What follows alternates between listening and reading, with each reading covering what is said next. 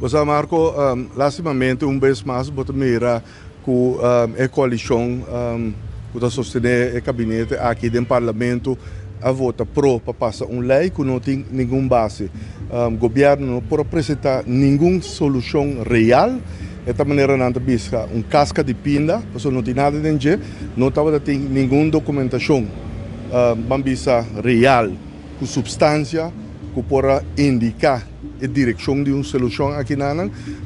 tem nenhum análise de risco dentro aqui, gewoon a passar lei para dar ao ministro da apoderação para começar processo em princípio de criar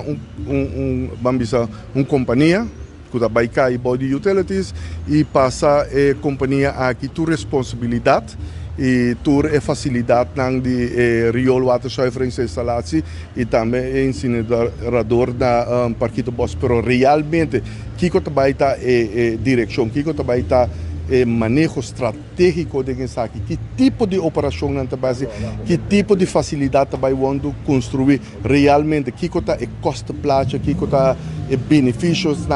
com isso aqui vai em cada outro o governo não pode e o ministro não pode dar nenhuma substância na lei aqui. A troveta papia ora escuta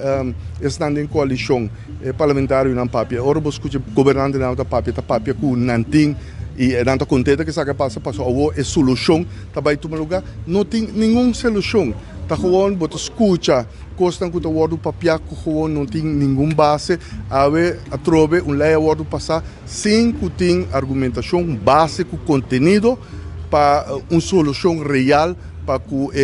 problema, o desastre que nós sabemos que nós sabemos mira nos últimos 7 anos, uma falta total de atenção de governante, uma falta total de manejo, uma falta total de inversão, manutenção de RWZI. É gewoon lei que passa door que tem maioria de som e banwak maneira bambisa é como hard fast. Pessoal não tem nenhuma solução nesse aqui e tempo também provar aqui também e o único coisa que eigenlijk na aprovação tá para cobra é turista mais placa tá para cobra diretamente e indiretamente o povo de Aruba mais placa para com incapacidade de governante lá.